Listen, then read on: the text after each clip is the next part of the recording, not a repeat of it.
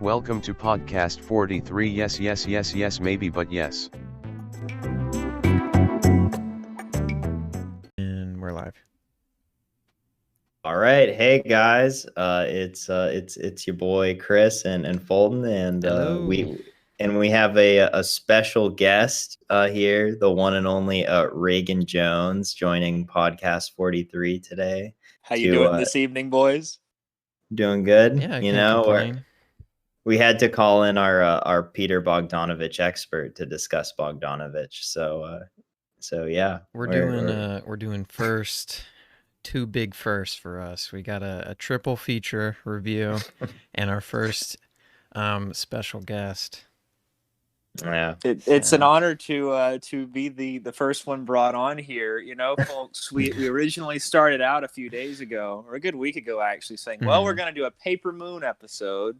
And then I think it was Fulton who took the first bold step into trying the Last Picture Show. Yeah, and then go ahead. Me and Chris were talking, and he was like, "Oh, I think I'm gonna try and get in the Last Picture Show." And then he talked about Texasville, and I was like, "Well, damn, I don't want to just watch one. I want to get in on the conversation and check out his other work." And honestly, I'll wait. Yeah, there's a lot to go into. Yeah. Once you get me started, I won't be able to stop on P-Bogs, you know. So we'll save that for for later. Yeah, of course. But yeah, so I guess we'll start, since we shouldn't take any time to we gotta get right into this. We got so much Bogdanovich to cover, so much content tonight. It's gonna be fellas, a speed run night. Yeah, we're speed running this episode. 120 stars in 12 minutes. I'm sorry. Go ahead. What have y'all been watching this week? What have you been vibing with?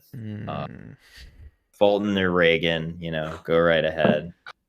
I'll take the reins. Yeah, you go ahead. I haven't talked in a while. I'll do some. Y'all get to speak every week. Yeah, they're tired of hearing us anyways. It's been a slow couple weeks. I have been very busy in my post-grad career with mundane work activities, and I find that once one gets that drained, that the time one has to consume a bunch of movies, it gets smaller and smaller. So the experiences you have become more and more precious. I find I have the strength to maybe hit 2 or 3 a week instead of the 6 or 7 I might have been doing at a better stage of my life. But last week I did receive a recommendation from a good friend of mine who's very into old Hollywood and old Westerns, friend of the show, Cody Workman. I don't know if I can deem someone a friend of the show, given that it's not my show, but in spirit, I feel, Of course he's welcome. Of course he's a friend of the show. By all means. I don't know him, but he's welcome. That's very good. Fulton, you'd love him. Y'all have to get Cody on for an episode at some point in the future. What's his director specialty? Well, John Ford. Well, what I'm about to talk about is a John Ford picture. I'm going to talk about a John Ford picture. I'm going to discuss She Wore a Yellow Ribbon, which is about the United States Cavalry. And it's a John Wayne picture. It also stars a fellow by the name of Ben Johnson, who plays Sam the Lion in The Last Picture Show, fun enough. And he was kind of a staple of John Ford's films, Ben Johnson was. And Bogdanovich was actually kind of a Ford obsessive, which is part of why he cast Johnson. But we're getting ahead of ourselves. It all comes back. Detail never hurts. Johnson is good in this movie. It's got some problematic Native American representation. There's some definite jingoism to be had, as there is in a lot of these Ford films. A lot of times, Ford is kind of acclaimed as this weird.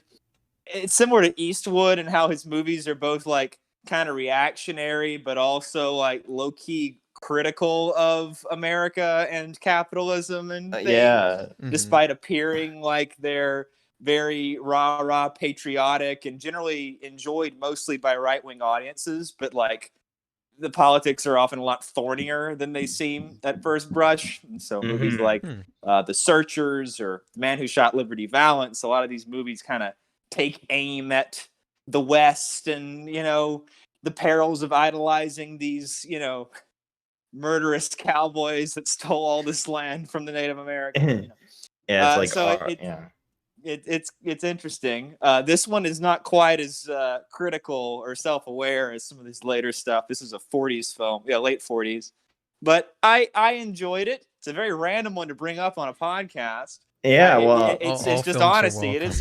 It is what I watched, and I did quite like it. It's very visually stunning, like all of his stuff. But it's B tier Ford. This would be one to watch after you've seen another 4 or 5 of his movies, probably. But I quite enjoyed it. It's a good warm, old movie vibes on a weekday night.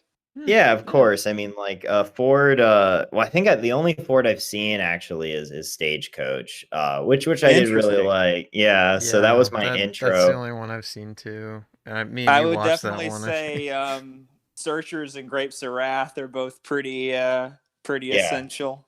But I mean, like I said, he's probably got 4 or 5 that I'd be like, these are major movies. Lincoln. Young Mr. Lincoln's a nice one. How Green Was My Valley is actually spectacular. It's most famous for beating Citizen Kane for Best Picture, but it's got a lot of value beyond that. Like, I don't know that it's as good as Citizen Kane, but it's a wonderful story about this mining family in Ireland. It's very wholesome small town, but sort of underbelly of this. Well, here we go again, getting ahead of ourselves. Let me see if I watched anything else to sag away from Mr. Ford, because I think that was long enough on She Wore a Yellow Ribbon. I watched Grease for the first time with some friends of mine. I rewatched that. I rewatched that with some friends of mine a month or so ago, and I'm interested to hear what you have to say about a musical classic. So I love 70s movies. I love movies that were made in one time period that are set in an earlier period. Getting ahead of ourselves. Oh again. My God! Yeah, well, in the 70s you had this cycle of 50s throwback films. You had The Last Picture Show. You had American Graffiti. You had obviously this one. It was kind of there was also the band Sha Na Na, which was very famous in the 70s. The Sha Na Na musical sequence. Familiar. I was gonna say there's I forget what they call it. But there's like a creative lapse where you have like eras and decades that come up like 30 years later, because all the creators that were born in that decade grow up, and then they can create all the films and art and stuff that they want to do. So, we need some grunge throwback films. Oh, it'll happen. I guess you have Lady Bird, right, for like early 2000s culture or something. There are some examples of this. I don't know, Midnight. No, it's not. Yeah. Well, no, I brought up. Actually, the 90s is a pretty good example. Like 25 years prior. Yeah. I don't know if when I talked about last week, or film that I talked about last week, that Yes God Yes indie movie. It's like set in like 2001, I think, or something like that. But it's Boy Erased, a classic. But it's trending in that direction. We're getting our throwbacks, our Bush era nostalgia pieces, if you will. Right. So I think it's interesting in how Grease fits into that. And what's really interesting to me about Grease is that, like, growing up, and I mean, I guess it's something of a gendered IP. It was, I guess, more like a girls' movie. Now that I think of how I felt as a kid, although I knew a lot of guys that also watched Grease as kids, but I just feel like much more than most 70s movies, nearly all of my peers have seen Grease. Even something like Jaws, these massive, massive movies. I know a lot of people that just have never seen Jaws or whatever. Jaws. And so it's very interesting to me. I mean, I guess like this and A New Hope are like mid-70s movies I can think of that seem still ubiquitous with like people under 25. And I was like, I still don't quite know why that is. I wish I had a good thesis to put forth here. But I found it pretty unspectacular. It's fine. There are like 2 or 3 good songs, It really drags at the end too. That whole like high school dance sequence goes on for like you get there and it just parts. You feel like you're at a high school dance, you know? You really do. It's some verisimilitude there. It's Nashville-esque. You know, you go to the venue and you watch them perform and you watch them the whole song. You know, but you know, I wrote in my little letterbox write up that what many do talk about with Grease, culture critics and things, is that like, you know, the ending, the famous ending, which I actually was not aware of before seeing the movie, is it's like these, you know, two youngsters, these two young high schoolers. They're like, it's an opposite attract thing the whole time, and you know, she's a good girl and he's a bad boy, and they can't get together because society, you know, won't let them betray their backgrounds in order to be with each other. But all they want to do is be with each other. And then I mean, I guess spoilers for everybody listening, but at the very end, you know, he comes out. He's not in his leather jacket anymore. He's in his little preppy, cute Letterman's jacket and his little soft, you know, light colored clothes. And he's like, where's Sandy? And then she steps out and she's got like, you know, tight leather pants and tons of makeup on, cigarette in her lips, you know, and there's not any moment where they're like, we don't have to do this. We can just be ourselves. The thing is like, nope, they are going to perform these roles for each other. And now they're happy that they've done this. It's not like you expect there to be another beat to hit after they come out like that. It's like, no, we don't have to dress up. It's just like, oh no, we've reached the victory stage now. This is it. This is what we need to do. And on top of that, though, the ending is so strange. Like they just fly away into the sky. The car does fly. They get into a car and then it flies, and it like cuts to a 8.5-ish like first person shot of the clouds, like they're going through the clouds, and then credits. It's really a wild ending, really inspired ending.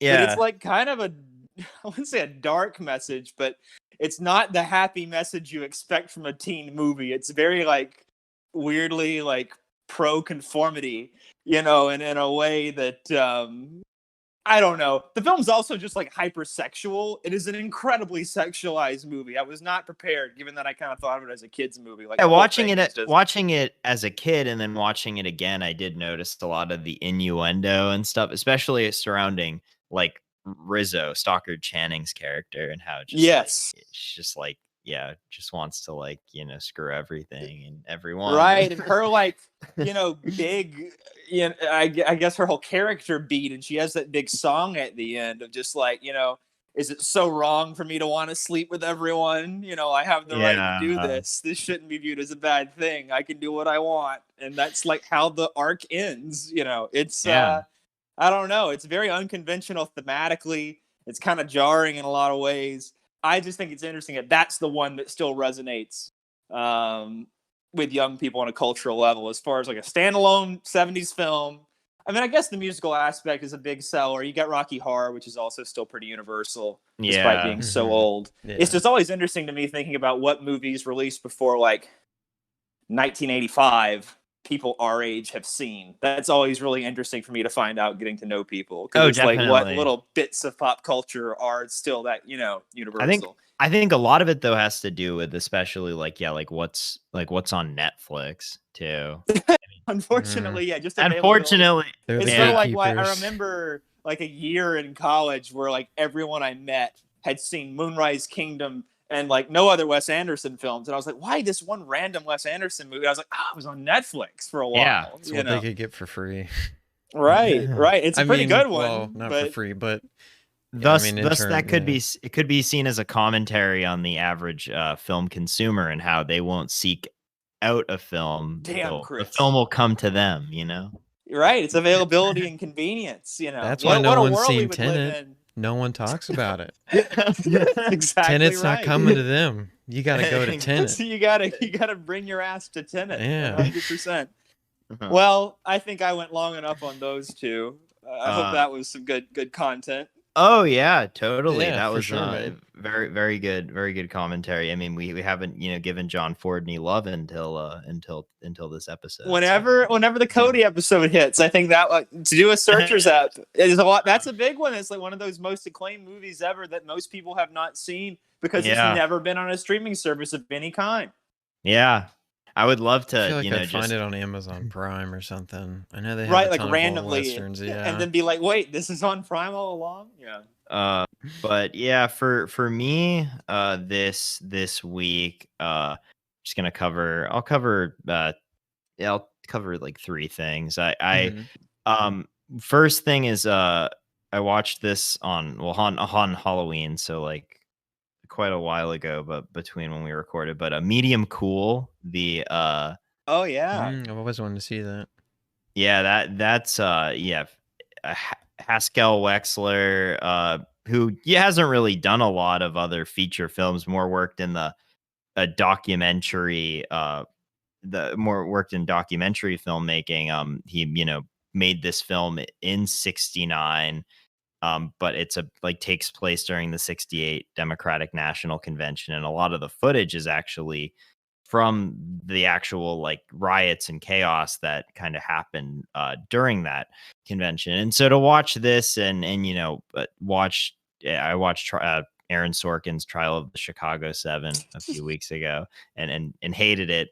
I was thinking, like, why hasn't anybody made a movie just about the '68 convention and like all the crazy things that happened? And the reason why is because Medium Cool exists, and it's everything I'd like in a movie. It's got Tell Adam McKay about it. oh yeah, in this you're right. way. Adam McKay would. I feel like that would be the type of film that he would make. But sorry, but I didn't like mean to interrupt. oh no, it's cool. Like I think that especially the best part about this is like it's very much inspired by like cinema verite stuff, which is just like something that I'm obsessed with, like that type of like montage and then like POV shots, like the cinematography is really something because it kind of blends the line between documentary and fiction. And there's a great use of Frank Zappa and the Mothers of Invention at this one great party. Oh, scene. fun. Yeah. So yeah, look out for that. Robert Forrester does a great job, like always. Of course, rest in peace. And and then I guess my other thing that I'd like to bring up was Blumhouse's new film. You still turning through those? Oh, of course. yes. These prime Blumhouse bullshit.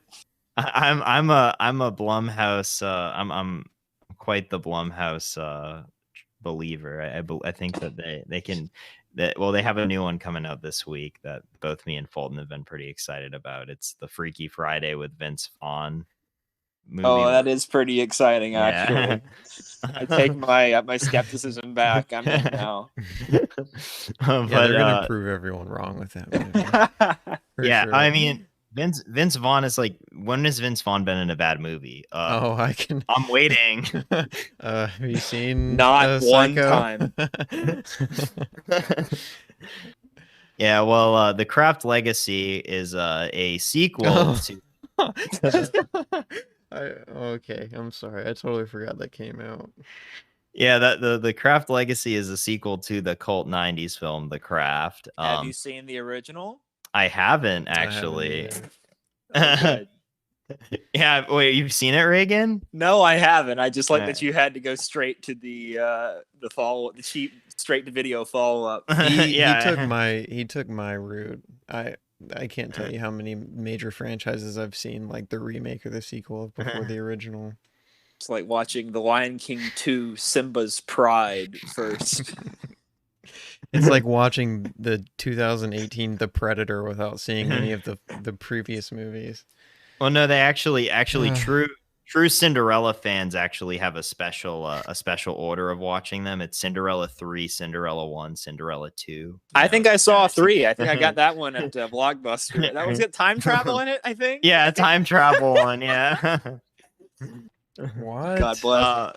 Yeah, it's like a something in time or something like. Yeah. But Stitch in time. Hey, I'm sorry. Go ahead, Chris. Oh no, I was just gonna say like the Craft Legacy is it's just a crazy movie because it's like they made the villain of the film is David Duchovny, and he's pretty much just Jordan Peterson, like literally. What? Yeah, no, I'm not like he's like this big guy that's like into like masculinity and stuff. And I'm gonna spoil the Craft Legacy, No! guys. No. Please, no, Chris, no, please. Oh no. But he's like Step out of the room for a moment. he's like actually like they use their witch powers to make the school bully become woke, and so like that's kind of funny. I don't know, it's just really entertaining. I would recommend it with some friends. I just had a blast. David Duchovny is the evil warlock, and they have to use their witch powers, and it's Wait, so definitely the implication is that Jordan Peterson is an evil warlock? yeah. Is he like So- taking a go ahead. human form? Or you? He uses witchcraft. Well, yeah. Oh. Is the character like a famous like YouTube sensation in the film, or is he just like He's a at famous their school, or like he's a how does famous it say? academic. It's her Mm. stepfather, and he's big on finding like on masculinity and like finding masculinity and That's stuff. pretty incredible. Yeah, it's quite amazing. You've And then you've definitely sold me on it. well, it's that Blumhouse, man. They just Mhm. they'll always have hits, The tradition of quality, Yeah, it's the stamp, Well, and then I guess my last film is I wanted to bring this one up because I know that you're a big fan of Romer, correct, Reagan? Oh, he's a Reagan Jones favorite. Yeah, absolutely. Well, I watched The Green Ray this week. That was my first Romer. But have you seen that one? I have. That was my second. I think I've seen 4, and that's probably my second favorite of the 4 that I've seen. It does meander a little in the middle. It's one of those movies that's like you feel like he's really trying to get at something, and then lo and behold, he's able to in the end. Oh, yeah. But you do kind of got to go there with him. I'm not sure how you felt about it, but there are definitely little moments where I'm like, okay, we're meandering a bit here. We're just kind of going in circles conversationally, and then you'll strike, and you're like, oh god, that's quite a realization. Yeah, I think that like I like the idea of how most of the dialogue was improv and stuff, and I thought that everybody did a pretty good job. However, yeah, like I didn't know how to really feel about the main what was her name? The main character. Is it Delphine? Yeah, Delphine, yeah, played by Marie Riviere. Because I thought, oh, she's just so mopey throughout the whole movie. Like I didn't know if I could really necessarily sympathize with her. But I think it all really comes full circle at the end with quite a nice ending where she kind of realizes because it's about a woman that is like kind of having trouble with her relationship and doesn't know with her relationship, and like she doesn't know where to go from there, and like she's kind of alone, and she's trying to find solace in going all these places on vacation, and she can't, and I think that like it's kind of poetic at the end, and yeah, I'd like to check out the 6 Moral Tales. It's funny to me that you described her as like your main issue with the film, and she found her unsympathetic, because I feel like most reviews of this I see are like the reason this is one of his more popular movies is that kind of OMG, that's literally me brand of criticism. I think this is a big one for like I feel very, very seen by this film. There's one guy I follow, I know, who like was like, man, I feel like she's the most human character in the history of the cinema or whatever. Wow. Whereas I feel like a lot of the other Romer films are generally about like toxic dudes who get to be toxic for an hour and 20 minutes. Yeah, because in the last 20 minutes they get their kind of quiet comeuppance, and it's a little dudes rockish, although like they do always like they learn the lesson, but it's often very, very quiet and like very like you kind of gotta lean in a little bit and be like, oh damn, he's awful, but it's not Yeah. serving it up. Yeah, it's definitely obvious that like Romer in his portrayal of men wants to show them as like Yeah. As these awesome toxic role model. yeah dudes are That's just badass. But yeah, that's all that I wanted to talk about. What about you, Fulton? I was only able to get 2 movies in this week besides the 3 that we watched for the feature film. And the first one I watched, I know we briefly talked about it last week. It was Rob Zombie's Halloween remake. And I was just very interested in it, and I have either of you seen it before? No. I actually listened to a podcast this week Mhm. that went in on it as far as just like how reactionary its politics are and how like horribly it depicts sex workers and things like that. Yeah, it's a very grimy film. And it honestly made me appreciate David Gordon Green's remake. Or I guess it's not really like reboot / sequel that he did 2017 or 2018. It made me really appreciate that more. 20, yeah. I didn't really like it. It instead of focusing on was there Laurie? It's not Laurie. Is it Laurie Strode? I think it is. Oh, okay. Yeah, Laurie Strode. Yeah, Laurie okay. Strode. Yeah. So instead of focusing on her, it focuses on oh my gosh, I'm sorry guys, Michael Myers.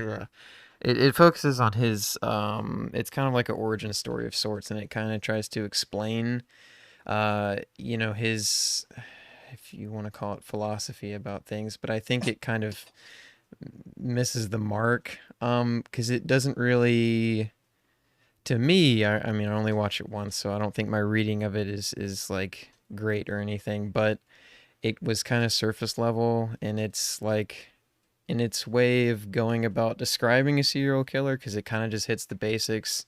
Like, he was a disobedient kid. He, killed animals and stuff like that. And then just one night he decides to go all out. As Oh, a no kid. way. Yeah.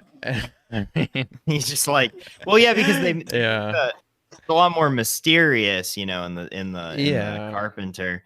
But like also like from what I've seen from the zombie one, Mhm. I do find, well, at least what you brought up about the reactionary politics of it, Reagan. Like the portrayal, like zombies' portrayal of like usually like poor, like lower class people, like or rednecks. I can never tell if it's like from like a if it's like from like a level of like sympathy or from like a level of like exploitation. Yeah, exploitation. It seems more to me like exploitation. It doesn't, like, everyone in this movie is like a terrible person. I mean, I guess besides Laurie, but even Anthony Hopkins, I forget the doctor's name. I'm sorry, guys. I watched this like last week. I don't remember. Malcolm McDowell, you mean? Oh, yeah. Oh, my God. Wow. Well, I tend to make a mistake at least each episode, so there's my new one. That's a fair reversal to make. No, that's all right. They're both Brits, Yeah. They're both white men.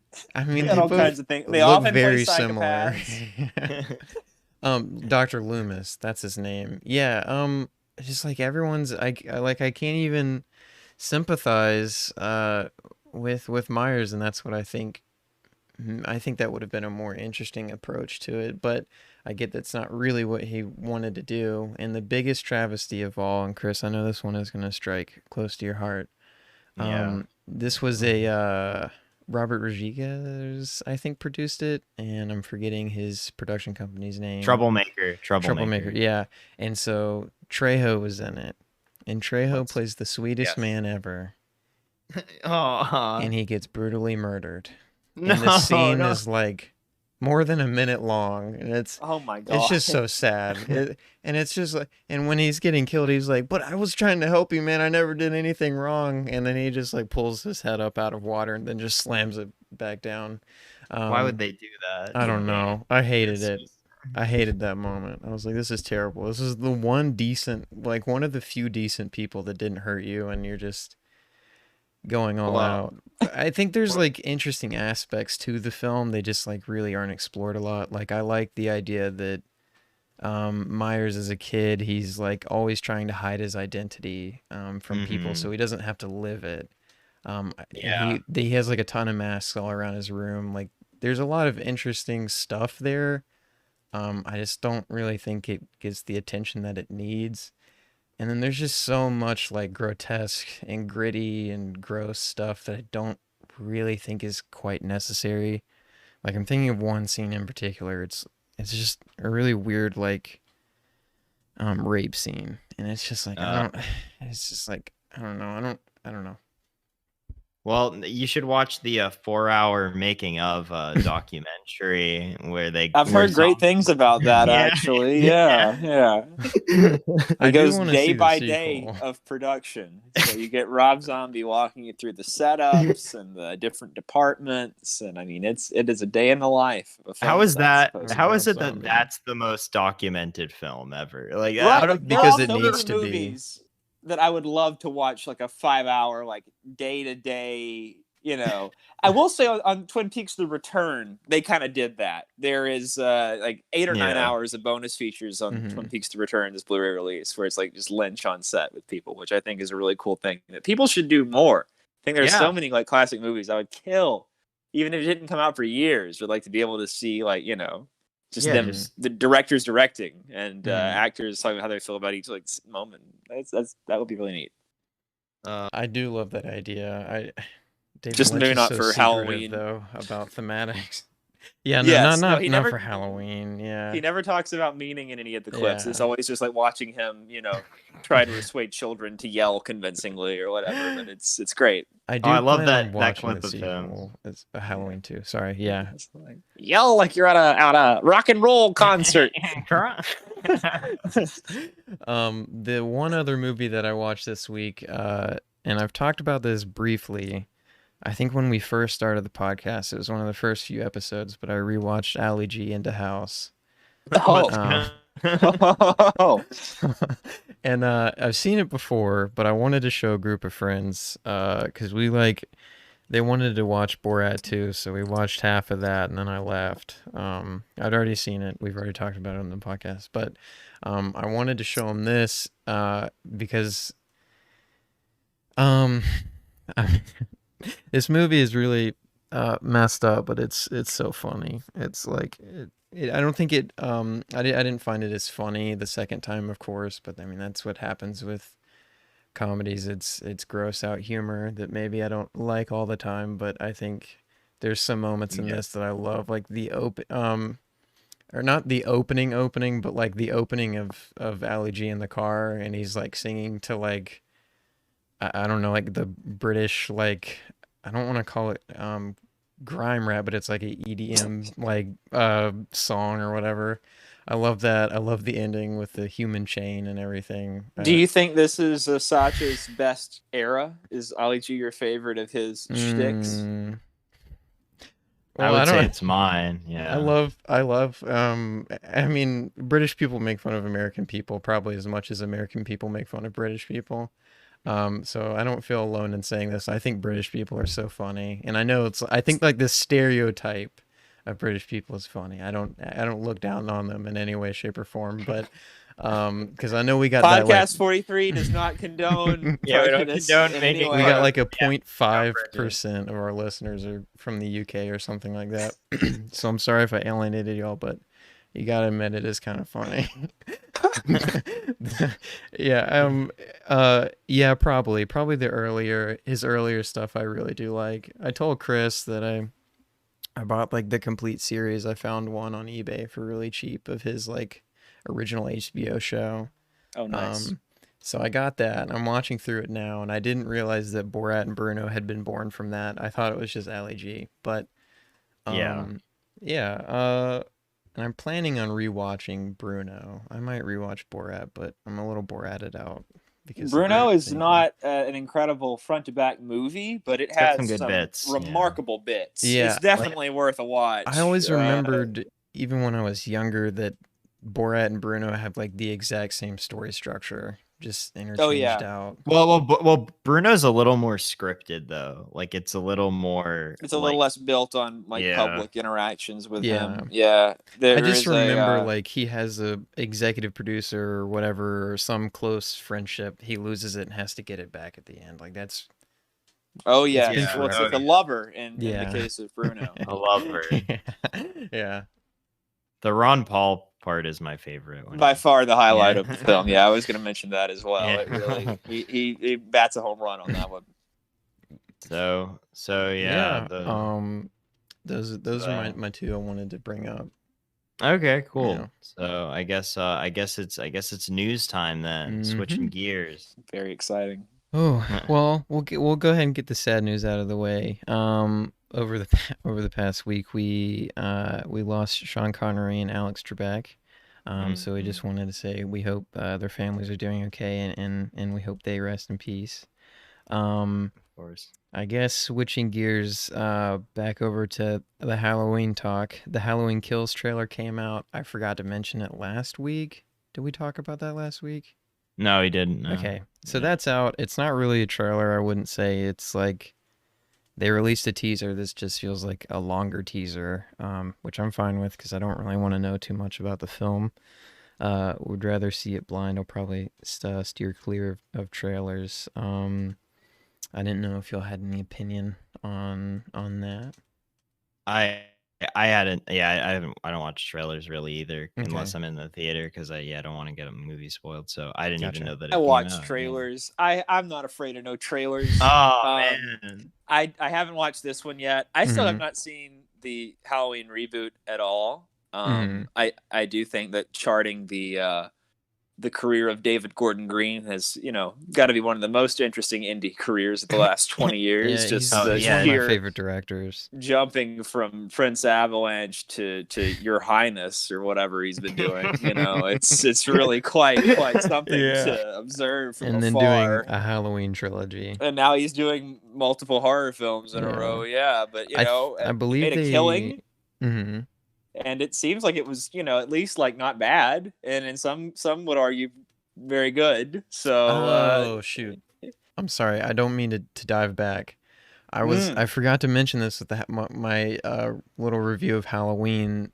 I feel like Rob Zombie's or David Gordon Green's depiction of brutality in terms of like what Michael Myers is capable of, I think excels so much farther than how Rob Zombie portrayed brutality in his movie. Both films are brutal, but for some, I can't really explain it, but David Gordon Green, it feels like the impact of Michael Myers is killing. It feels more impactful than Halloween's. I'm sorry. I totally forgot to say that. I just slipped my mind. I'm excited for this one. I'm pretty sure they shot Halloween Kills and then the last one, Halloween Ends, back to back.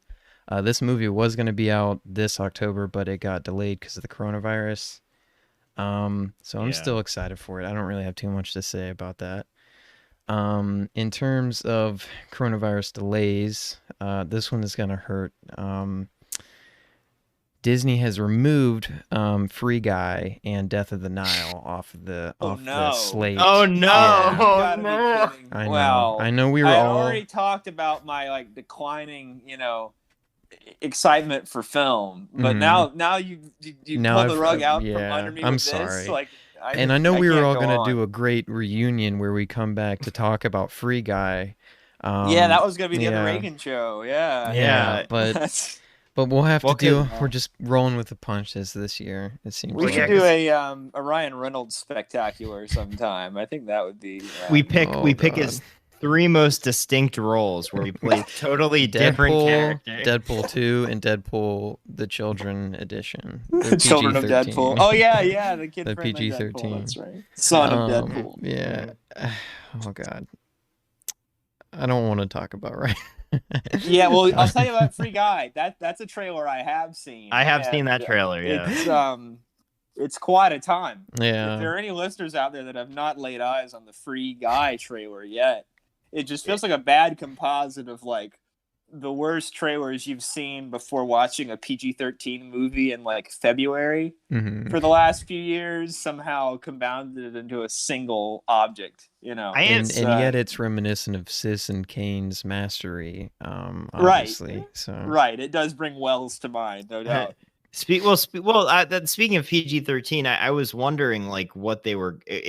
I was wondering if they were going to go like, oh, this movie's going to be super raunchy and stuff, or if it's going to be like more of a tame comedy. Because I thought it was like a kids film. I thought it was like a Disney film.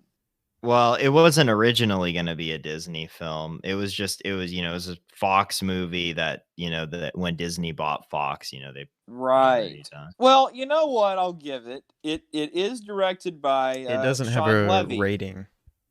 Sean Levy did oh yeah, he did Night at the Museum. Really quite a filmography here. I'm scanning this. He did the Pink Panther remake starring Steve Martin, Big Fat Liar, folks. Oh, so a classic of my Stranger childhood. Things. Yeah, he's got a resume, you know. Cheaper by the dozen. He did Real Steel.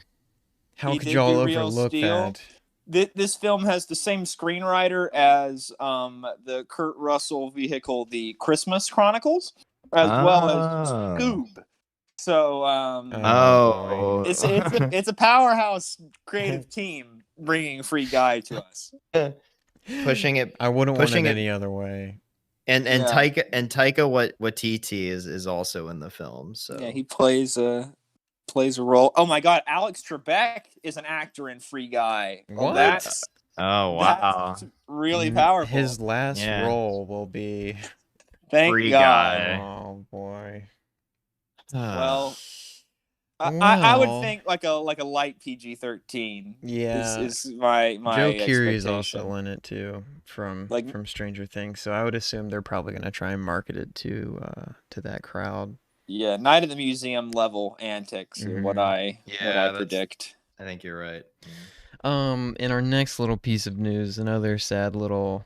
Well, I guess it depends on if you like Fantastic Beasts, but Johnny Depp has been left to ask the Fantastic Beasts franchise because of his court case that just happened in Britain, where he lost against Amber Heard, against all odds that people thought that he was going to win. I actually did think he was going to win. I also, I mean, this could just be a seemed podcast like a pretty closing shot. It could just be because this is a podcast of three young men. Brethren got to support the brethren. I thought that Amber Heard was a little sus from some of the evidence that was brought forth in the trial. Like her pooping in a bed.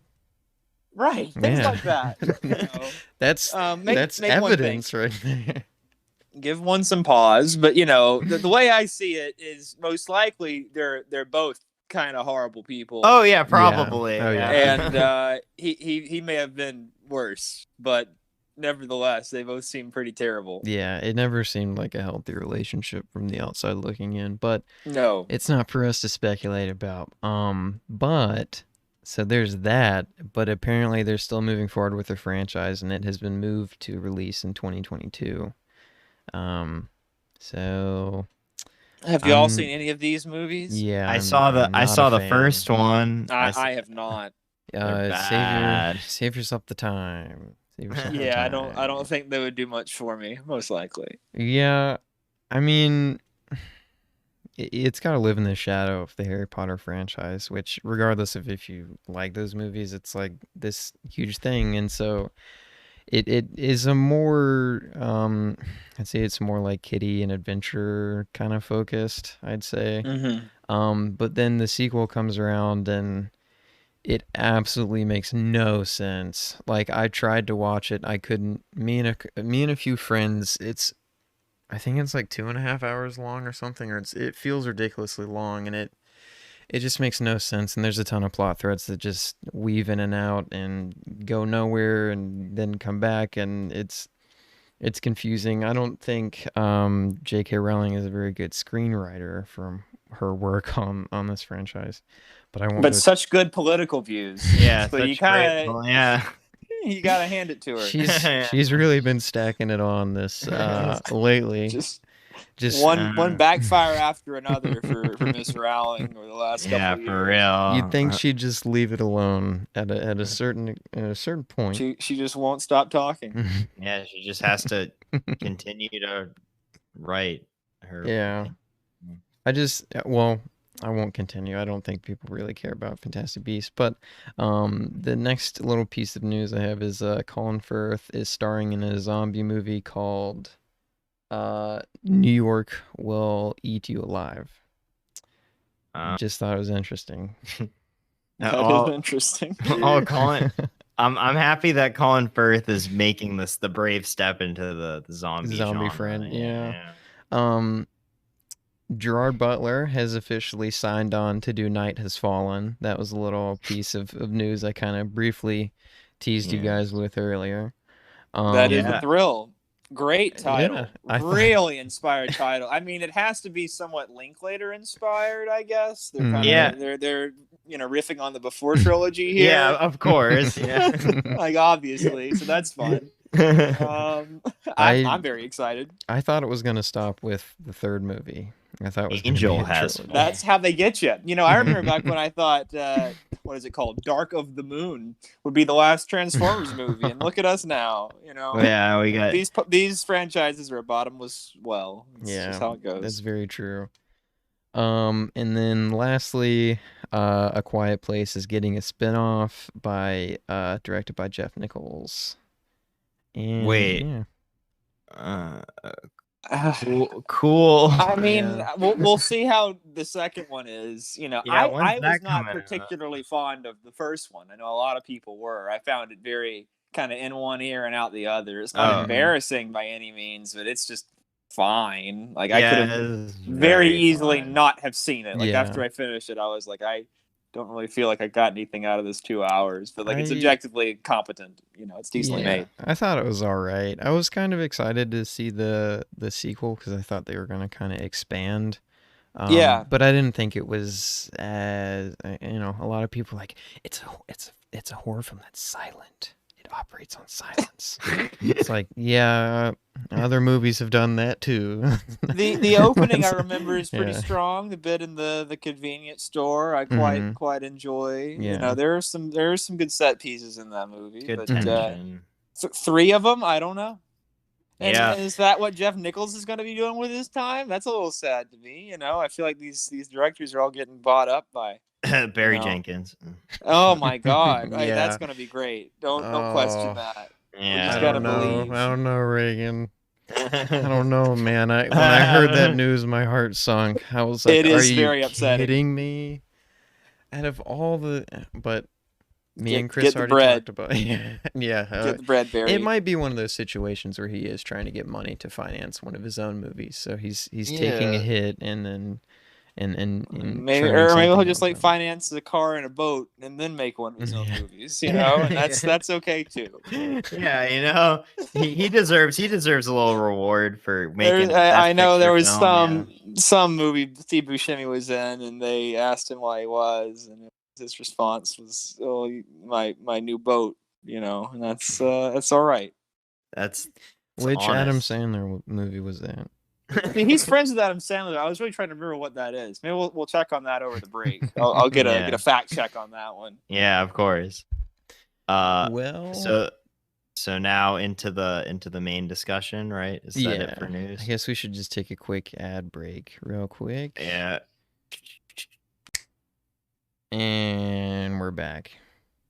Wow, that was a great. Is that how that works? Yeah, you just space it. Yeah. Y'all didn't even give me time to look up my Steve Buscemi quote. We'll take another break real quick. It was Armageddon. Oh, okay. Hey. Awesome. Because it is a really embarrassing role that he plays in Armageddon. He's like the creepy guy. Hey, there's no shame in being the creepy guy. Look where it got Paul Dano. Yeah, it's fair. Why is it that like there's in Michael Bay's films there's always like one character that like justifies his like creepy attraction to like teenagers or something? Right. Because he's injecting his own mindset into the film. Jeez. Auteur theory. There you go. Yeah. So yeah, so our films are so there are 3 films that we're going to discuss. All Peter Bogdanovich films. So we have the 1973 picture Paper Moon, which I think we'll get out of the way first, and then the film The Last Picture Show, which is a 1971 Bogdanovich picture, followed by its sequel Texasville. So yeah, so fellas, what did you think of Paper Moon, or what do you have to say about it? I'll start really quickly. I mean, I love the movie. I know we kind of briefly talked about it in our group chat that we have, but I agree with Reagan when he said that it is a very pleasant movie. It is a very pleasant movie, and I really do like that they got an actual father and daughter to be cast in the film as a father and daughter, even though it's always kind of like, is it or is it not? And everyone kind of knows that is his daughter. Yeah. I have another kind of side note that I want to ask you guys, but I'll ask you guys kind of near the end when we get near the end of our Paper Moon discussion, but I'll hand it over to whoever else would like to continue. We both went for it there, Chris. No. I was gonna say I'll let Reagan take it away. Yeah. Oh wow. And Reagan was Thank you. gonna say I'll let Chris take it away. Oh. Okay. Little did you know. I actually no. It's I think this was the first Bogdanovich film that I saw. I think I was like 15 or 16. This came on like TCM or like some like Fox movie channel or one of those they used to DVR things on when I was in high school and had satellite television. And I just thought, I remember distinctly thinking that the first half was like, would have been one of my like top 10 or so favorite movies I had seen as like a 16-year-old. And then I found that like the back half just fell completely off. And so I was curious how, revisiting it, this was my first time seeing it since then, if I would have that same opinion. And I did. I really did not. I think it takes a little bit to get going. It's a little overly cutesy maybe in the beginning, and it feels a little forced, I think, between the two of them in like the first maybe 5 or 10 minutes, and like her lines, I want my money, and the diner. It's a little bit hokey for me. But as they get on the road, and especially once she starts helping out with the cons, I think the chemistry is just so funny and electric. And I love there's the famous bit which everyone says is like why she won Best Supporting Actress. There's like a 2-minute, they drive by somebody on the side of the road and she wants him to turn around and like give them some money, and he won't, and it's like a 2.5-minute uncut take of the two of them just arguing, and the argument just builds and builds and goes on, and it's so funny, and the acting is so convincing. And for a 9-year-old to be remembering enough lines to have like a 2.5-minute take, and do it well, it's pretty impressive. Really, really impressive. So I think the high point of the film to me is just watching them pull off these little, miniature heists. I think it takes a bit of a nosedive. I think where I registered it when I was younger as like the whole film falls off the rails is the Madeline Kahn character.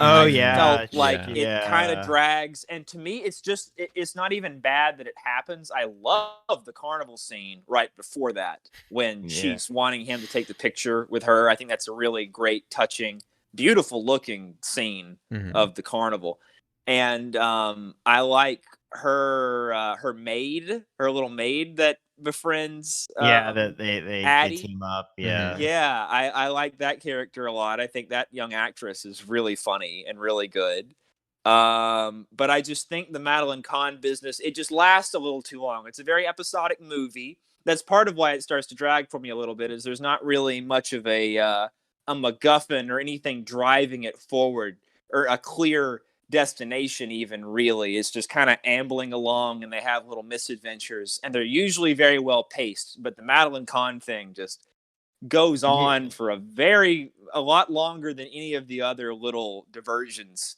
that they go through.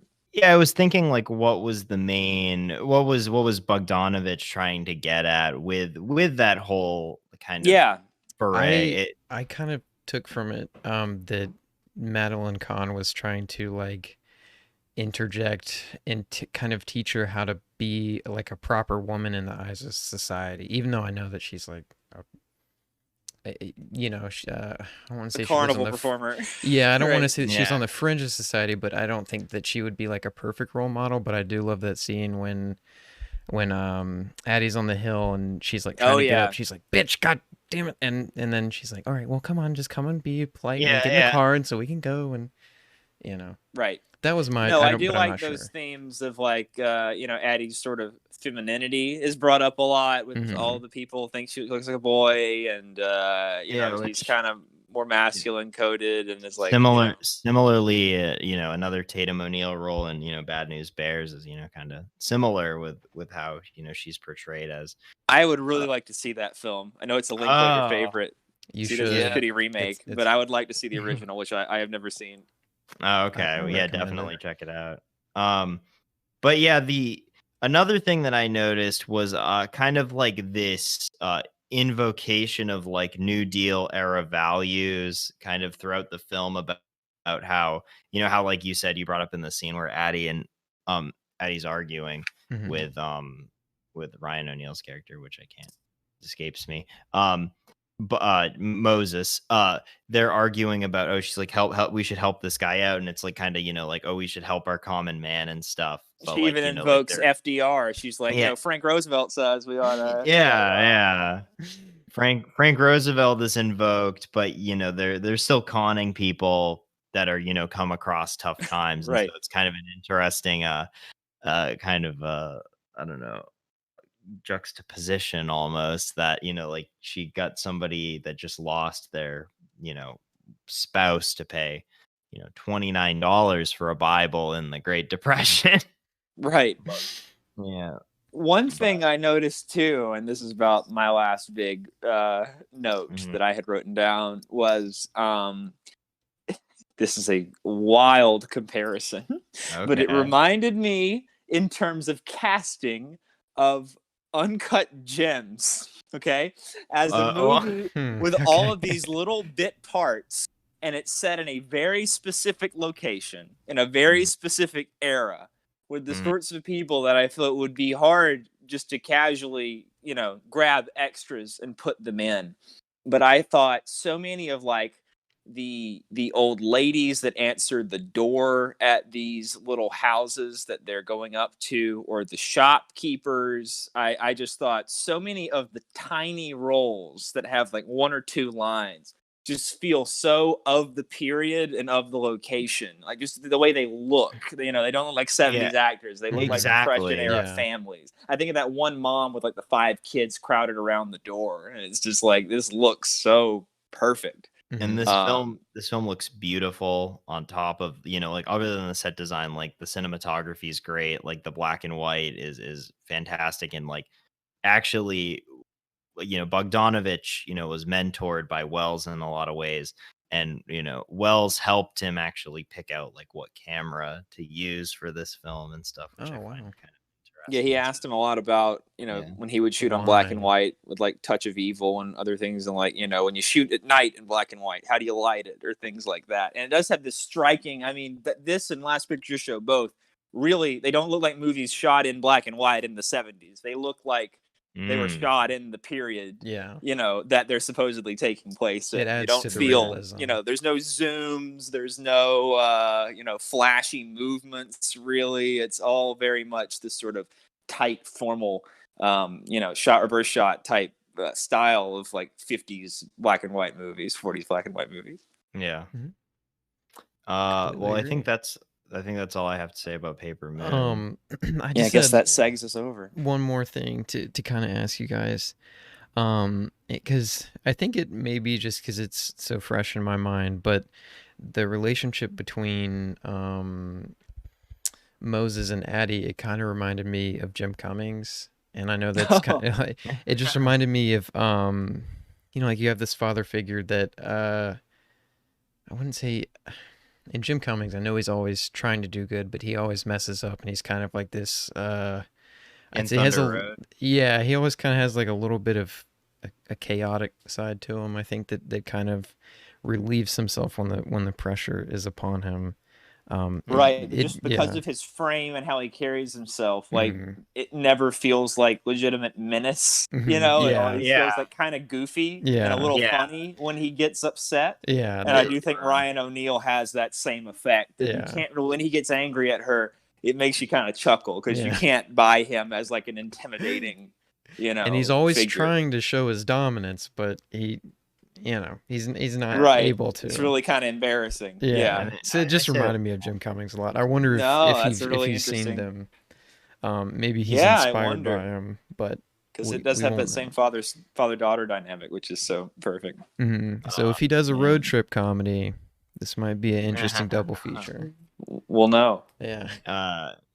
So yeah, I guess moving on to Last Picture Show, which I think is like I mean I think it was fantastic. Like I think it's definitely his best film that I've seen of the 4 that I've seen now, because I've seen What's Up Doc, Paper Moon, and Texasville and Last Picture Show. And I think that this is an amazing movie, and maybe even, I don't know, if upon rewatch it could be up there with some of my favorites ever. But I think that it really is kind of profound about what it's saying about like the fading nature of it's about like a town in Texas that is, just kind of, they're losing everything slowly in the 50s, and like they're the theater is like kind of like where people would go, and it's kind of like a cultural hub, and with that going away, they kind of lose a lot in the city, and then they also kind of like lose a lot because people move and go somewhere else. And I just think it really connected to me because like driving through Georgia and stuff on the way to bigger cities, like when I'm driving to Atlanta or I'm driving to Athens, driving back to Savannah, you kind of drive through like these towns that kind of remind you of Anarene. And so I think that was why it really resonated with me, because you kind of see it's kind of sad to see. I mean, I wholeheartedly agree with you, and I know that feeling very well of driving through Georgia and just seeing kind of like I'll call it the Southern decay, but it happens with like any state. You just have like these little pockets of towns that are filled in the in-betweens of the big cities, and they just kind of look almost stopped in time, but they're also decaying at the same time.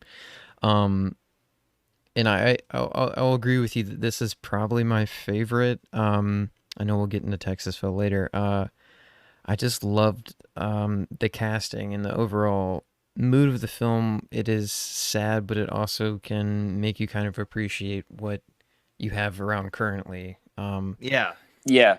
Yeah, and so like I love the casting so much, and I was surprised to hear about all the behind the scenes kind of drama that happens, because Oh yeah. I mean, it honestly, like, the film kind of took me for a surprise. I don't exactly know what I was expecting when I started the film, but the moment I was like, oh, okay, well, this is a lot different than I was anticipating it. It was the pool scene with Yeah. Sybil,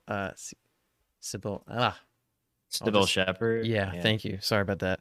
I was like, what? Like, I was, it just sounded so weird and bizarre to me. And then, if that was a popular thing at the time, I would never have thought of it to happen in the 50s. But if, there's always that underbelly of things. And, not that it's like a seedy thing. It was just not something I had, thought that would happen during that time period.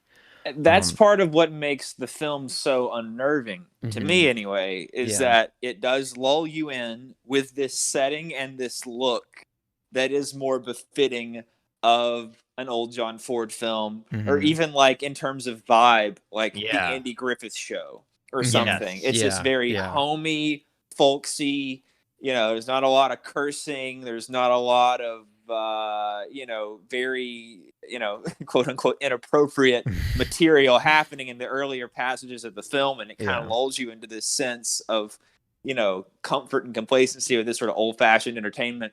It's sort of charming, and it's you get some hints of it. I always think of the baffling shot of the dogs having sex outside. That was really funny. Yeah. Which just really, I mean, that's the movie, is it not? Yeah. That's I'd say that's both movies. This Right. this in Texasville. Oh, especially, yeah, for Yeah. sure. Especially Texasville. You Yeah. know, in youth and in old age. Yeah. It's all we have to do.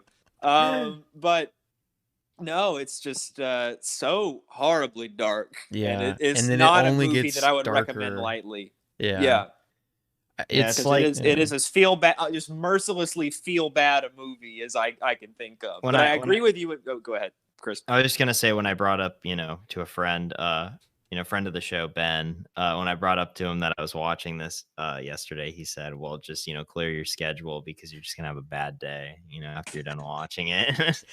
it Yeah, actually didn't ruin my day. Like it made me it did make me sad, but I just really appreciated it. Like I had an overwhelming sense of like admiration for the film. And I know it's weird because it is such a dark and depressing film, and I watched it with my girlfriend and it made her so mad. She's like, I can't believe all these people would go around doing all this crap and cheating on each other and everything. Yeah, but I mean, I guess I don't want to pull ties to Blue Velvet, but David Lynch did a similar thing where he kind of looked into the underbelly of things.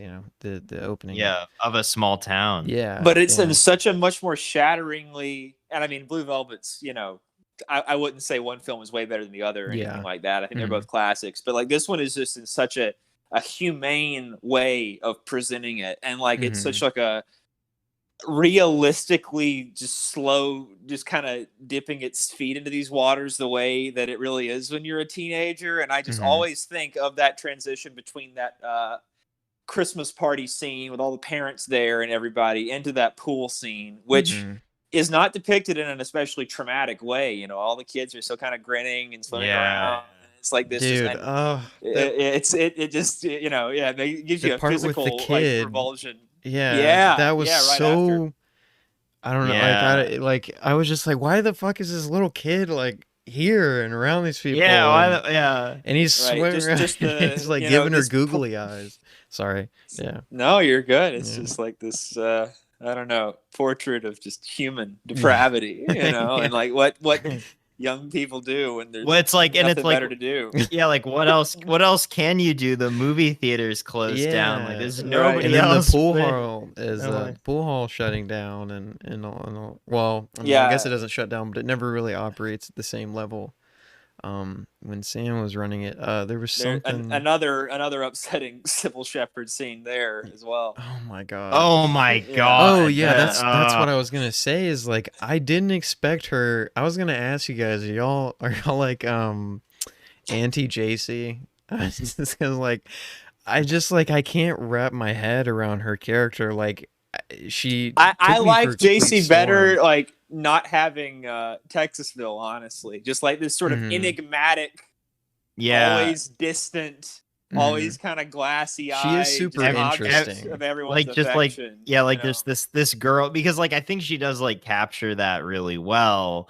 And yeah, I'd rather, I mean, we'll get into it with Texasville and my dislike of the film, but but Sybil Shepherd, it's just like perfect casting for like this kind of like girl that everybody kind of like yearns for. Like, oh, she's so pretty, she's so like, she has like kind of the innocence kind of, but also like like dark, flirtatious and so it.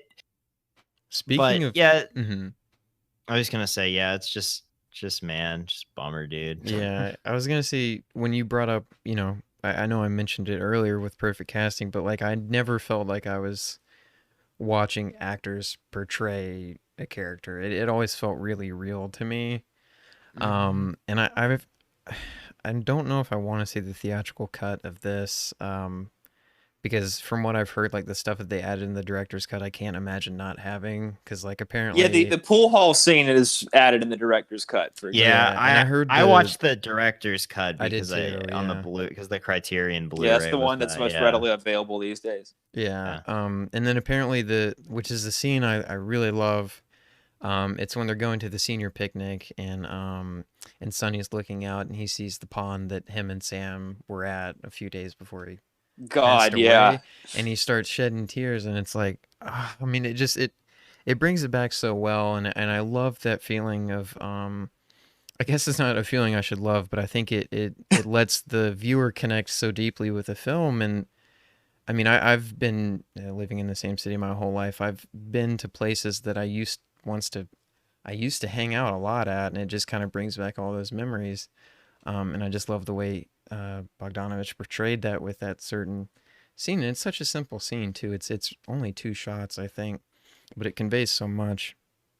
Well, The Sam the Lion monologue is like, that's probably the peak of the film for me. It's oh up my there in a God. way. I mean, it's Yeah. one of the all time, like, is that none of the other kids speak really the whole time. It's just like you said, 2 shots, and it's just like this slow creeping track in and then back out, and I mean, it's one of the most moving moments I can think of. Before they go to Mexico and he looks at them and I'm like, yeah, he's gonna. not coming. He's not coming back. Yeah.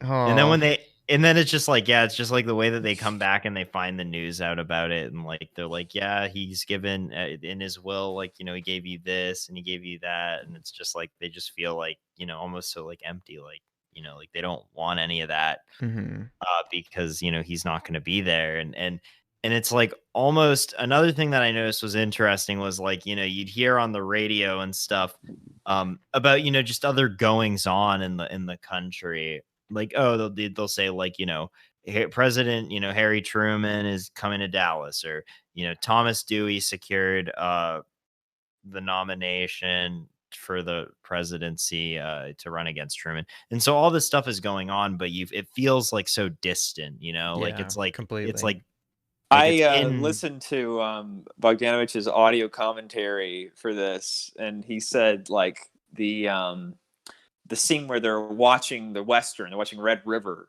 at the obviously the picture show, is like 100 years ago. That's what these young Texas men would have been doing. That's what the life they would have been living, and it's like this is what has come of that. This is where that all ended up. Of them, fighting for the country, but just in terms of like, always radio, always movies, it's always something going on at another time or another place. It's never where they are. It's never the now, and it's like even at the end of the movie, before when at the end of the movie when Dwayne is going to Korea, and Sonny's like, I wish I could be going with, I wish I could go to Korea with you and stuff. And it's like, just to say that is just so sad, because it's like, the Korean War is, like nobody wants to like go to war, but it's like almost like, just looking for something to do, like, because it's some like escape from this small town that everybody's leaving, people are moving on, and that's continued in Texasville, of course. I just want to say 2 quick things before we kind of moved on to Texasville, if that's okay. Yeah, of course. Apparently, I forget her name, but the lady that JC was inspired of, or the people that actually live in the town of, I think it's Thalia, I think, were the writer. What was his name? Lenny or Larry? Larry McMurtry? Yeah, him. She actually wrote a book called Whatever Happened to JC. I forget her last name. But she actually, JC Farrow. JC Farrow. Yeah, she actually wrote a book about her life and how, like, her experience as being the person that everyone thought that, she was the person that JC was inspired. That's very interesting. Yeah, because I was like looking into, I've been looking into it a lot, just trying to learn more about it, and I was looking into like how the sequels or the book sequels kind of played out. I wanted to talk a little about Larry McMurtry. Yeah. And then I also wanted to bring up, just because I think it's kind of interesting, I briefly mentioned it, but like the behind the scenes kind of turmoil, or however you want to put it. I know with Texasville they had trouble getting the rights. I imagine with the Last Picture Show, because they had the writer on board, and he co-wrote it, I imagine it was easier, but I know they didn't do that for Texasville. But apparently Timothy Bottoms was in love with I messed it up. Could you say it again for me, Chris? Sybil Shepherd. Oh, Sybil Sybil God Shepherd. damn, I'll get it eventually. Sybil Shepherd. Apparently, he had a very strong affection for her, but the director Peter Bogdanovich actually ended up leaving his wife for her. So I Yes. imagine that made it interesting on set. But it's even with all that happening, it never I never felt like it broke the illusion of the film or the film. What's interesting is that Peter's wife, Polly Platt, was his creative partner. Yeah. Sort of getting started in the business and was his production designer and like sort of helped him co-write and like, just gave, advice at night that he'd come home and they'd discuss things and so on and so forth. She was a very like major creative consultant in all of these films. And she was on board even after he left her for Sybil on Picture Show. She stayed on as his production designer and like confidant through What's Up Doc and Paper Moon, and then finally left after Paper Moon, which coincidentally is when Peter's career took just a real completely nosedive. Yeah. So people have always speculated that perhaps she was some sort of secret sauce. Wait, but he does input. He lives with I know that he lives with his ex-wife now. Like it's a different one though. That's going. It's a long story. We'll do a They All Laughed podcast someday, and then we can get into that story. Yeah, the flop that. Well, but the weird thing is that that film flopped. They All Laughed, and that was completely. That was like seen as like the thing that really kind of killed his career. But he was still able to secure $18 million for Texasville, which is surprising. Let alone his Disney Channel original movie, A Saintly Switch, That's released right. only a few years after Texasville. Yeah, he was really killing it in the 90s.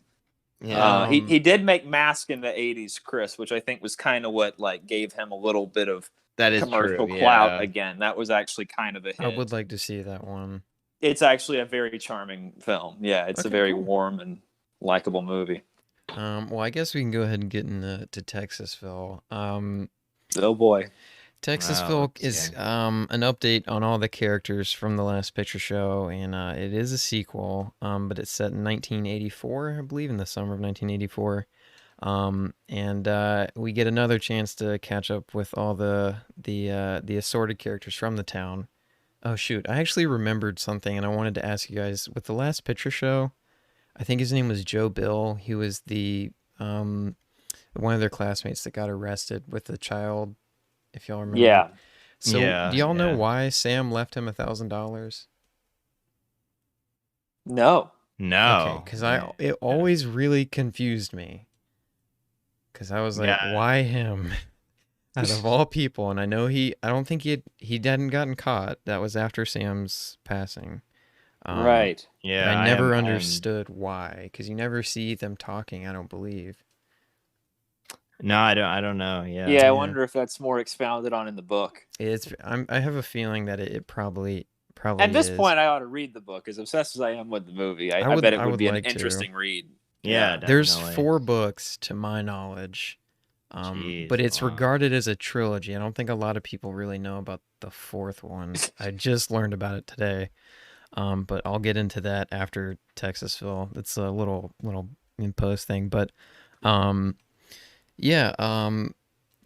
is now aged. Everyone is all aged, and they're kind of all living their own life, but they're still like really interconnected with each other. Everyone is back in the old Texas town, and we're kind of seeing how their lives have played out. Dwayne is in a marriage, and although he always talks about being fine with being in a marriage, that there's always more to it, and there's more to expressions. But I'll let you guys give your first impressions, and then I'll jump back in. I've always heard, and I guess I'm sure one of us would inevitably bring this up, but like a lot of people claim that like the hidden great Peter Bogdanovich film is the 3-hour director's cut. Yeah, I was going to get into that. Yeah, which is in black and white, like the original. The version as it currently stands, just looks like a, I wouldn't say a made-for-TV movie, but it looks very early 90s. Yeah, it's similar. Very blandly shot. But I will say, watching it, knowing that, there were moments where I was like, okay, if this was in black and white, I could buy it a little more. So I've heard about the 2.5 hour version. I didn't know that there was a 3 hour. I may have Black just and rounded white. up. I think we're talking about the same one. There's Okay. one that's like 40 minutes longer than the current one. Oh, okay. Okay, I think we are talking about the same one then. And it was released on the Laserdisc release of the Yeah. film in the late 90s and has never been re-released or shown except for that. Yeah. So I would kill. All I can say about that is I really, really, really want to see it. And there's two versions of the movie out on Laserdisc. So there's the common one. That one is, or it's just the regular cut of the film, right? That one isn't too hard to find. I found like I found like 10 on eBay. They're all like moderately priced. But I was texting in our chat. Getting a copy of that is no big deal. It's finding an actual Laserdisc player. And then I looked more into it because I thought there was only one version that they released on Laserdisc. Apparently there is a Texasville Pioneer Special Edition that is the director's cut. That I have not been able to find. Oh I my can't God. find it anywhere. I really want to get a copy of it just so I can have it, just in case one day I happen to find a Laserdisc copy. Because I think I liked Laserdisc. I liked Laserdisc. I did enjoy Texasville. I didn't hate it. Me too. Yeah. So I would love to see that cut. Although my chances of seeing it are they're almost I non-existent. wouldn't doubt that it'll be pop up. cranked out in the next 10 years. Yeah. I would be kind of surprised. I do think Peter has received kind of a Resurgence. critical rehabilitation of the last 10 years or so. I around sent the turn an of the email to century. Criterion. Oh yeah, We'll honestly, hope, I can see that happening at some point. They don't have any of his movies like a standalone. Last Picture Show is in as part of that the BBS. BBS box set, which everybody should purchase because it's a great assortment of things. Yeah. Yes. So I do think there will be more Peter to come in the Criterion collection. I hope so. Fingers crossed. But so Chris, yeah. I was just saying, like, yeah, I'd be interested in watching it. I don't think I'd buy a Laserdisc player for it because I don't think. Oh hell no, dude! They're so expensive. I will give you this, Chris. My thought upon finishing Texasville was not, God damn, if that was only 40 minutes longer, it would be a masterpiece. That's what it needed. That was not my takeaway. I've just heard what's included in the extended cut, and all that footage in there is stuff that I wanted more of. So it's just like more I haven't done shots any with reading on like details of what scenes are added. It's essentially just more shots with Dwayne and JC, and then other shots with Dwayne and Sonny, and it's like 30 more minutes of that. And that was it needs a lot more Sonny. I will say it barely feels like sure. Sonny's in it Yeah, at all. for real. Because I feel like there's a really interesting storyline there. It just barely gets touched on in the film. I just a lot. Oh, go ahead, Chris. I was gonna say, like, yeah, I almost felt like my biggest issue with the film was that it didn't feel like a sequel to The Last Picture Show. Like, I felt like I was watching the same characters, but like it felt a little too like it didn't feel like it didn't have that sense of like pessimism or nihilism that the tone is very different. Yeah, I agree. Tonally, it's kind of did just feel all like its over the own place. thing. And that was my biggest issue with it. I think that these characters, as much as it was like, I don't know, good to see them again in a film because I think that they're very well written characters. It felt like an unnecessary foray into Texas again. You know, it was just like, why? Though it didn't feel like it was needed. There's just a lot of way too broad comedy for me. It's so like farcical at times. And I remember the first time they tried the bit where Dwayne walks through a room of his home and all the women in his home are just sobbing. I was like, Yeah. okay, that's kind of funny. Yeah. That's pretty good, you It know. And he's like, oh man, I've had it up to here with these women. You know, it's a little goofy, but it's like, okay, I got a chuckle out of me the first time. But god damn it, Peter just he throws it at you like 4 more times, or he'll be Yeah. at the pool, or he'll be in the kitchen, and it's like all the girls are just sobbing for no reason. Yeah. Women do be emotional, and it's just a little. It gets a little cringe. I think a lot of the humor in the big, town centennial or whatever celebration at the end gets a little cringe with the raving preacher character is so over the top. It feels like a different universe colliding with the characters. Exactly my point. Yeah, it kind of reminded me of like Twin Peaks in a lot of ways. It's very Twin Peaks season 2. It's very. For I sure. mean, the Cloris Leachman character is almost like Nadine, I mean, with her aerobics in the office and stuff. Also, what an undignified end to that character. The way she's left with Sonny at the end of the first movie, and that we get her as just like Dwayne's goofy secretary. I thought that was a very shameful. Yeah, it was like that character. It's true to the book. It is true. It is true that it was it's true to the actual sequel novel. The sequel novel. But it's like, it's like the way that the way that Last Picture Show ends with Cloris Leachman and with and Sonny. Timothy Bottoms.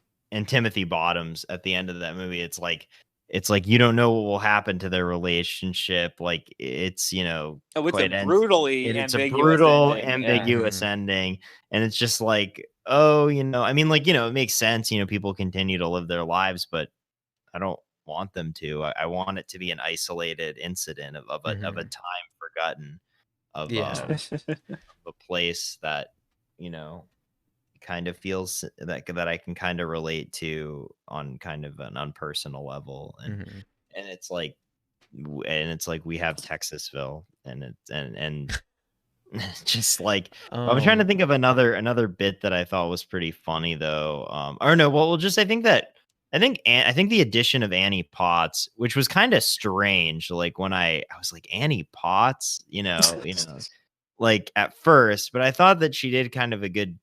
I did like her character. She is actually quite good in it. Yeah. Yeah. She has a weird role though. You're right. I don't understand the movie. If I'm being, I mean, I enjoyed it. I just don't understand it because, like, I know it's a little bit of a departure, but like, I don't understand. I mean, I guess I do, but JC's role in this film is so. It's really kind of like, what the hell is she doing? To me, it kind of felt like she's like trying to steal Dwayne's family, and then she's like, "Oh no, honey pie, I'm just like here," and it. And then I wanted to ask you guys, there's a look that Annie Potts gives the both of them at the end of the film after they get Sonny from what was the football field, I think. He's in the stands of the football field. Yeah, I kind of read that as like her saying like it's okay for y'all to be together, but then it lingers, and then especially on Dwayne and hers, like eye-to-eye contact, like it lingers so long that I'm like, okay, I don't exactly know what this scene is trying to convey. Like I feel like there was a lot of stuff. I mean, I guess it's kind of trying to mimic the close of the first movie in a weird way, right? Where you have this couple, kind of gazing at each other, and it's like, what will become of them?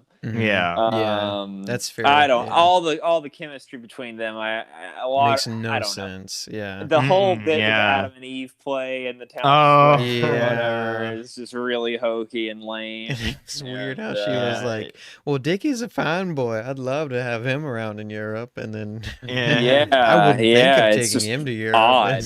It's like, wait, I'm so I will say it's like so extreme in its depiction of this like sort of small town, like just complete, sexual cravenness that it verges into just the unbelievable and goofy, especially in terms like his son and like Yeah. sharing lovers with his son around getting town. his son's like, I'm with, I have two women, and one of them he got pregnant, and then like, yeah, it's just ridiculous. But the fact that everybody acts so nonchalant about all this stuff is just very strange too. It's not like, Yeah. it's just kind of like, oh, there's my son, he's just Having He's sex just with a woman banging that I've had everyone sex with. and selling dope. Right. Me and Which isn't a my big- son. He's not only my son, but also my Eskimo brother. That's Yeah, right. I was like, he's not more off put. And then she, like, the lady even acknowledges, she's like, isn't it gonna be weird that I'm gonna birth your grandchildren? And it's like what? Like, when they're It's a weird movie. Yeah, it's definitely an experience, for sure. Like you said, I was pretty in when it got started. The Dairy Queen setting excited me. I liked the soundtrack. I was like, this is gonna be a little corny in bits, but I think I'm really gonna enjoy this. And it just slowly, my enthusiasm just kind of petered out. Yeah. No pun intended. As the film, drifted along. Yeah.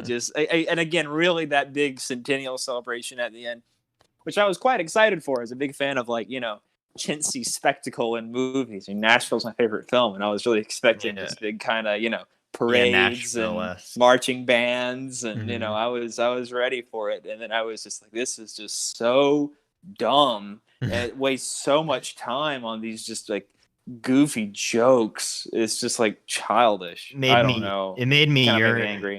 It made me yearn to rewatch True Stories. Yeah, absolutely. It's a great comparison. Yeah, I was gonna say it'd be an interesting double feature if you would really want to sit, or you could just watch this one and then say, "I'll watch Texasville another day." Yeah, that's the way to do that double feature, I think. I just kind of wanted to bring up something else really quick in terms of the books, because this movie doesn't really offer any concrete answers, much like the first one, and I'm fine with that. But I was just kind of curious as to see what happened with Dwayne and JC. I still have not been able to find the answer to that. I've been looking into the plot summaries of the books. So there's these two, and then I think it's kind of funny. It's funny. It has a funny name, but the third book is called Dwayne's Depressed, which is no shocker. Dwayne's Depressed. That is just that's like that's pretty the title. Yeah, that's the title. And then the fourth one is called A Light Goes Out, and it's weird because the third book takes place when he's like 62, and then the fourth book is like when he's 64. I don't really understand why he wrote the fourth book, but apparently it's just about him like having sex as a 64-year-old, which is no shocker there. Sounds about right. That sounds. And then if you guys are interested, the third book is just it's just him obviously being depressed, and he like stops driving his car and he starts walking everywhere, and people are like shocked by it. So then he starts walking to see this therapist, and she's a lesbian. And then he gets a crush on her, and then that's all I've been able to find on the book. My God. Jeez. That doesn't sound great. I'll admit. Yeah, that doesn't sound as exciting as the hijinks of a bunch of kids that just graduated from high school. Yeah, I will say McMurtry is a very talented writer. He wrote Brokeback Mountain. Mm-hmm. And, really? Most famously, he wrote Lonesome Dove, which is like probably the most famous Western book, and is often called like the Gone with the Wind of Texas. But my little trivia note for the pod is that he originally wrote Lonesome Dove as a screenplay, as a follow-up to The Last Picture Show that he wanted Peter to direct. And Peter had gotten John Wayne, Henry Fonda, and Jimmy Stewart to sign on as the three leads for this film in 1974. Stewart. Orson Welles, jealous of Peter's fame of late, somehow intervened and got the project shut down through his meddling in the studio. Wow, that's so sad. We could have had a black and white Bogdanovich Western starring Ford, Stewart, and Henry Fonda. That sounds amazing. Not Ford, sorry, Wayne, Stewart, and Henry Fonda in like their last years as like dying cowboys. But instead, you get Robert Duvall and Tommy Lee Jones in the '80s TV miniseries Legend of, which they're also pretty good. They also do a good job. But those other three, that would have been a hell of a picture. Yeah. Peter insists it would have been his best. He still is like, oh, that would have been the masterpiece. I kind of believe it. I kind of do too. Coming at that time, like that would have been instead of Paper Moon around that time, it probably would have loved to have seen a Western in that style. Definitely. I would just like to ask you guys, or kind of bring up one more thing that I kind of wanted to talk about with Texasville. I think it's kind of interesting. As little of Sonny we do get to see, I think the moments with him, I think that come up in the film, I do think they're interesting. I think it's interesting that he kind of has this self-imposed, like, he kind of puts himself in a self-imposed like failure state, even though if you compare him to Wayne, he is kind of more successful. I'd say he's not $12 million in debt. He's not struggling to keep his family life afloat. Yet Sonny always feels like he's kind of living in the shadow of not only Dwayne but the town. I just want to know if you guys had what you guys kind of thought about that. I always thought I thought that was kind of interesting when I was watching the movie. And I was just go ahead, Chris.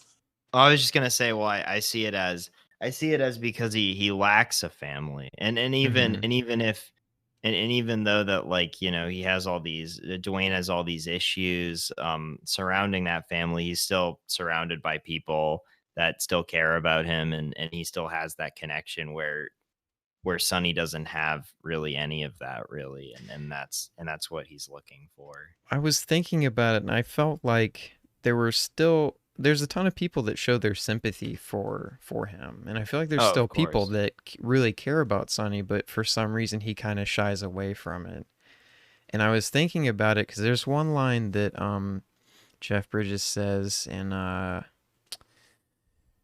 I'm having trouble remembering it, but he was saying that Sonny actively avoids him, and I think that scene where Annie Potts and Jeff Bridges go into Sonny's convenience store, and then Sonny just dumps this, like, I was the failure, you were the town winner, and then Dwayne just leaves. He just doesn't even want to entertain it. So I think that was kind of signaling to the viewer that I feel like this happens a lot, and it happens to where it's happened so much that Dwayne really isn't able to be around Sonny in the way that he would like to be, because the past is constantly brought up with him. The inferiority complex. Yeah. And he always, acknowledges it. But then I think I do like the scenes at the Centennial, but I like that scene where Sonny looks over to Dwayne. He's like, "Man, look at him go!" Even though I know it's kind of a stupid scene, I just like that they're kind of together, at least in some form, in the movie. Yeah. But sure. Yeah, I wish that, again, I just, as far as my, perception of the first movie, my, thoughts of Sonny are so intertwined with his relationship with the Cloris Leachman character. And I was very disappointed at how little that was addressed. I mean, that might be somewhat realistic, honestly, in how that's portrayed in the film. But I was just expecting that to come up. I honestly felt like the character of Sonny in that movie, or excuse me, in Texasville, has so little to do with the character of Sonny in The Last Picture Show. I don't feel like he's a degraded line a lot. Connecting it those two. the same, Because even at the end of that, I never really perceived it. Like, obviously, Dwayne had JC, but in my times of watching Last Picture Show, they're like, oh man, Sonny's lame and uncool, and Dwayne's super popular and beloved. Like, that just isn't really how the film sells it to me, I guess, or at least how I perceived their relationship. Like, they seem like good friends. They seem like on a similar social wave, except for JC, which it's like that splintered them so much that it's still obviously the issues are reverberating. Yeah, they JC, I don't even think she ever talks about. She like never acknowledges Sonny, I don't think, except for maybe the last scene. Yeah. But you would think that was like the man she tried to run away with, and I know it wasn't very serious to her. She was kind of only doing it to get in trouble, but I just would have thought she would have, I don't know, brought it up. Brought that up. Yeah. But, Well, you know, it is what it is. it is what it is. Yes, sir. Well, does anybody else have anything to say about these films or Bog as a whole, or we should probably wrap this thing up? People should see more Bog. You know, I I think that's agree. what I've learned in this calendar year is he's one of the lesser seen, again, because the movies aren't any streaming services. But That's right. Mm-hmm. these, you know, I shouldn't say these three, but these two, Paper Moon and Last Picture Show, are both super essential. But What's Yeah. Up, Doc? And They All Laughed. Mask.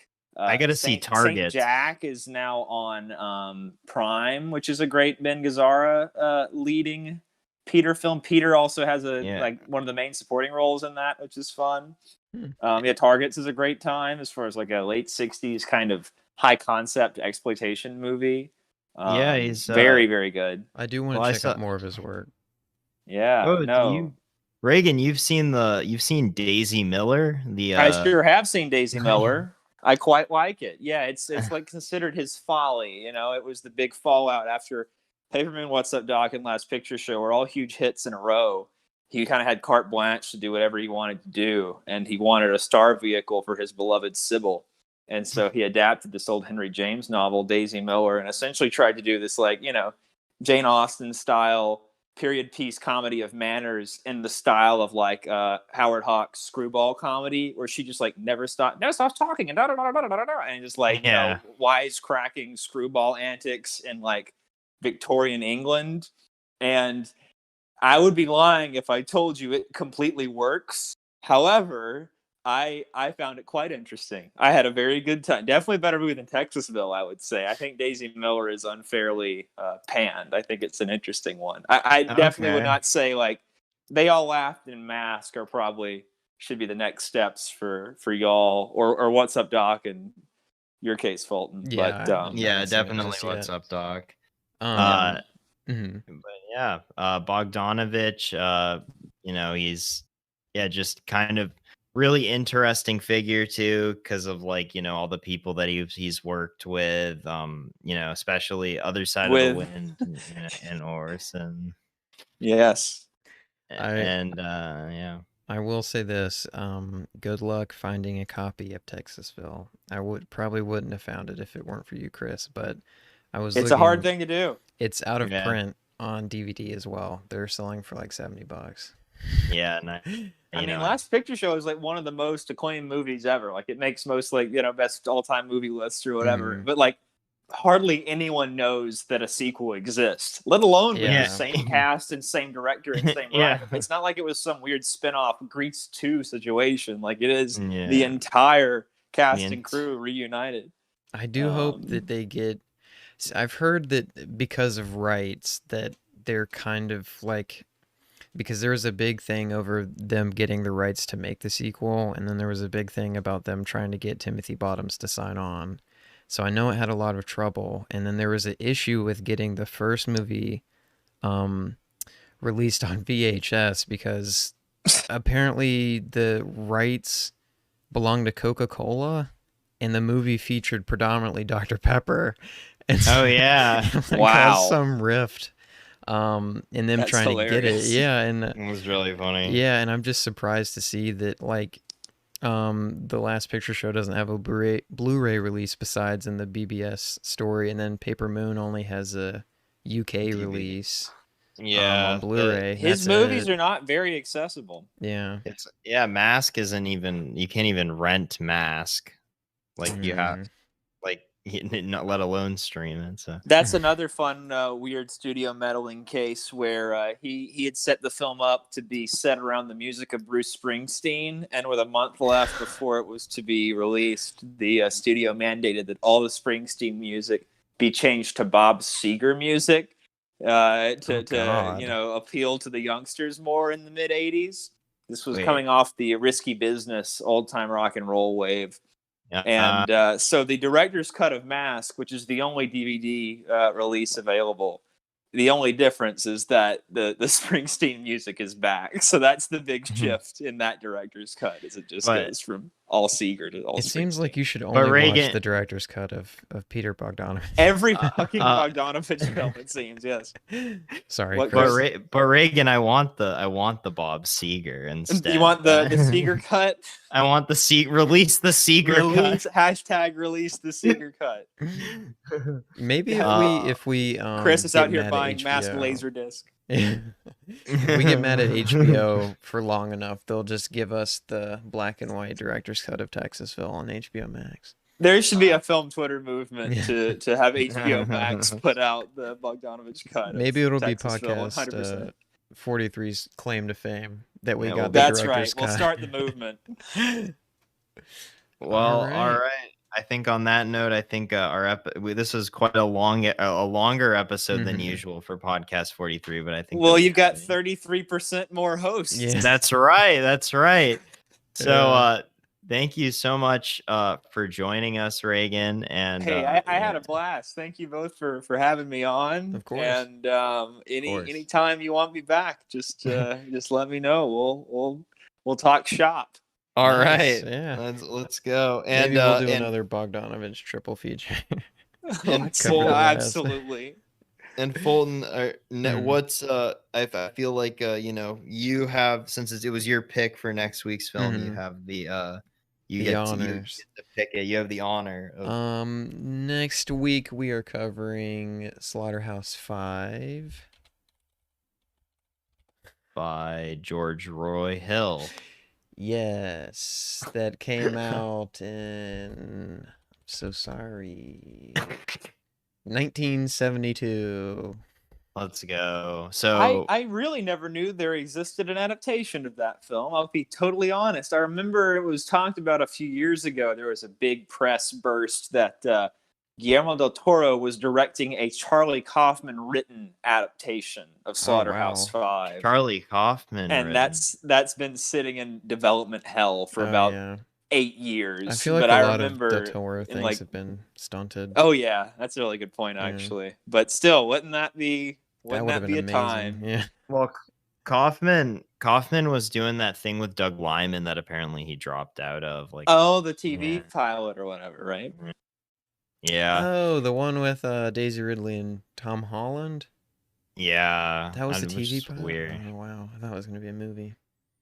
I might But- be wrong. I think there was another pilot somewhere in the last Mhm. 10 years. I feel like he's had a lot of things in the last 10 years get announced and then fall through.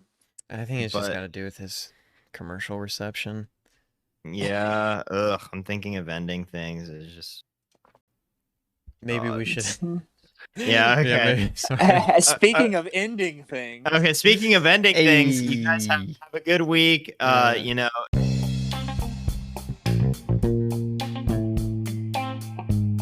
Enjoy. Watch a good movie. Stay wavy. And Stay real. thanks for Have a good listening, one. folks. All right. Bye. Peace. Bye bye.